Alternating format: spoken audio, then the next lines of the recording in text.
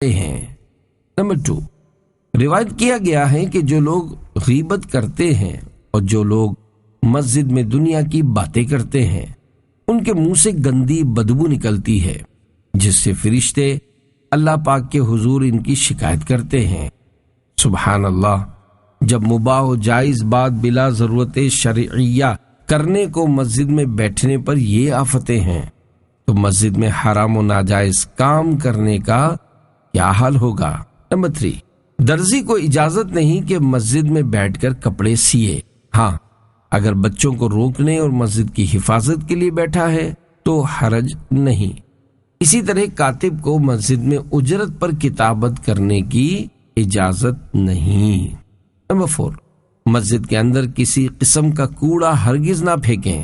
شیخ عبدالحق محدث دہلوی رحمۃ اللہ تعالی علیہ جذب القلوب میں نقل کرتے ہیں کہ مسجد میں اگر خس یعنی معمولی سا تنکا یا ذرہ بھی پھینکا جائے تو اس سے مسجد کو اس قدر تکلیف پہنچتی ہے جس قدر تکلیف انسان کو اپنی آنکھ میں خس یعنی معمولی ذرہ پڑ جانے سے ہوتی ہے۔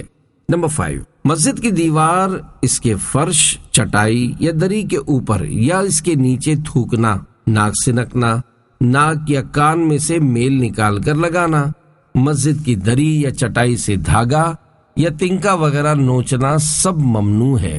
نمبر 6، ضرورتاً مسجد کے اندر اپنے رومال وغیرہ سے ناک پونچھنے میں کوئی مذائقہ نہیں۔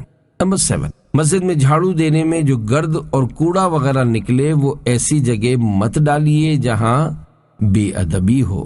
نمبر 8، جوتے اتار کر مسجد میں ساتھ لے جانا چاہیں تو گرد وغیرہ باہر جھاڑ لیجئے۔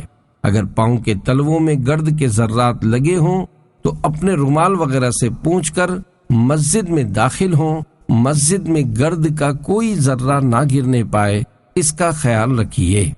نمبر 9، مسجد کے وضو خانے پر وضو کرنے کے بعد پاؤں وضو خانے ہی پر اچھی طرح خشک کر لیجئے۔ گیلے پاؤں لے کر چلنے سے مسجد کا فرش گندا اور دریا میلی اور بدنما ہو جائیں گی اور بدنما ہو جاتی ہیں۔ اب میرے آقا اعلی حضرت امام اہل سنت مجدد دین و ملت مولانا شاہ امام احمد رضا خان رحمت اللہ علیہ کے ملفوظات شریفہ سے بعض آداب مسجد پیش کیے جا رہے ہیں۔ نمبر 10، مسجد میں دوڑنا یا زور سے قدم رکھنا جس سے دھمک پیدا ہو منع ہے۔ 11، وضو کرنے کے بعد اعضائے وضو سے ایک بھی چھینٹ پانی فرش مسجد پر نہ گرے۔ یاد رکھیے، اعضائے وضو سے وضو کے پانی کے قطرے فرش مسجد پر گرانا ناجائز و گناہ ہے۔ 12، مسجد کے ایک درجے سے دوسرے درجے کے داخلے کے وقت، مثلا صحن میں داخل ہوں تب بھی اور صحن سے اندرونی حصے میں جائیں جب بھی سیدھا قدم بڑھایا جائے، حتیٰ کہ اگر صف بچھی ہو اس پر بھی سیدھا قدم رکھیں، اور جب وہاں سے ہٹیں تب بھی سیدھا قدم فرش مسجد پر رکھیں، یعنی آتے جاتے ہر بچھی ہوئی صف پر پہلے سیدھا قدم رکھیے۔ یا خطیب جب منبر پر جانے کا ارادہ کرے پہلے سیدھا قدم رکھے اور جب اترے تو بھی سیدھا قدم اتارے۔ 13، مسجد میں اگر چھینک آئے تو کوشش کریں آہستہ آواز نکلے۔ اسی طرح کھانسی، سرکار مدینہ صلی اللہ علیہ وآلہ وسلم مسجد میں زور کی چھینک کو ناپسند فرماتے۔ اسی طرح ڈکار کو ضبط کرنا چاہیے اور نہ ہو تو حتی الامکان آواز دبائی جائے، اگرچہ غیر مسجد میں ہو، خصوصاً مجلس میں یا کسی معظم یعنی بزرگ کے سامنے بے تہذیبی ہے۔ حدیث میں ہے ایک شخص نے دربار اقدس صلی اللہ علیہ وآلہ وسلم میں ڈکار لی۔ آپ صلی اللہ علیہ وآلہ وسلم نے ارشاد فرمایا، ہم سے اپنی ڈکار دور رکھ کہ دنیا میں جو زیادہ مدت تک پیٹ بھرتے ہیں وہ قیامت کے دن زیادہ مدت تک بھوکے رہیں گے۔ دنیا میں جو زیادہ مدت تک پیٹ بھرتے تھے وہ قیامت کے دن زیادہ مدت تک بھوکے رہیں گے۔ اور جماعی میں آواز کہیں بھی نہیں نکالنی چاہیے، اگرچہ مسجد سے باہر تنہا ہو، کیونکہ یہ شیطان کا قہقہا ہے۔ جماعی جب آئے حتی الامکان منہ بند رکھے۔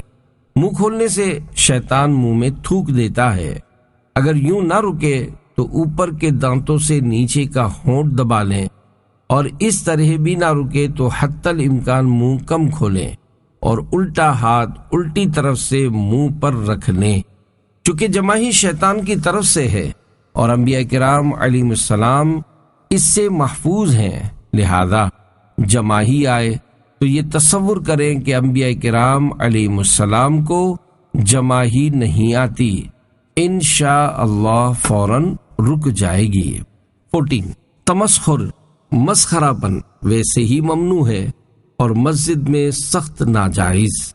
15 مسجد میں ہنسنا منع ہے کہ قبر میں تاریکی یعنی اندھیرا لاتا ہے، موقع کے لحاظ سے تبسم میں حرج نہیں۔ 16 مسجد کے فرش پر کوئی چیز پھینکی نہ جائے بلکہ آہستہ سے رکھی جائے۔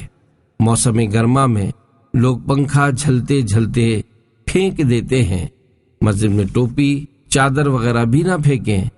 اسی طرح چادر یا رومال سے فرش اس طرح نہ جھاڑیں کہ آواز پیدا ہو، یا لکڑی، چھتری وغیرہ رکھتے وقت دور سے چھوڑ دیا کرتے ہیں، اس کی ممانعت ہے۔ غرض مسجد کا احترام ہر مسلمان پر فرض ہے۔ 17 مسجد میں حدث یعنی ریح خارج کرنا منع ہے، ضرورت ہو تو جو اعتکاف میں نہیں ہیں وہ باہر چلے جائیں، لہذا معتکف کو چاہیے کہ ایام اعتکاف میں تھوڑا کھائے، پیٹ ہلکا رکھے کہ قضائے حاجت کے وقت کے سوا کسی وقت اخراج ریح کی حاجت نہ ہو، وہ اس کے لیے باہر نہ جا سکے گا۔ البتہ احاطہ مسجد میں موجود بیت الخلاء میں ریح خارج کرنے کے لیے جا سکتا ہے۔ 18 قبلے کی طرف پاؤں پھیلانا تو ہر جگہ منع ہے، مسجد میں کسی طرف نہ پھیلائے کہ یہ خلاف آداب دربار ہے۔ حضرت سری سقطی رحمت اللہ علیہ مسجد میں تنہا بیٹھے تھے، پاؤں پھیلا لیا، گوشہ مسجد سے ہاتف نے آواز دی، سری بادشاہوں کے حضور میں یوں ہی بیٹھتے ہیں؟ معن یعنی فوراً پاؤں سمیٹے اور ایسے سمیٹے کہ وقت انتقال ہی پھیلے۔ چھوٹے بچوں کو بھی پیار کرتے اٹھاتے لٹاتے وقت احتیاط کریں کہ ان کے پاؤں قبلے کی طرف نہ ہوں، اور متاتے یعنی پوٹی کرواتے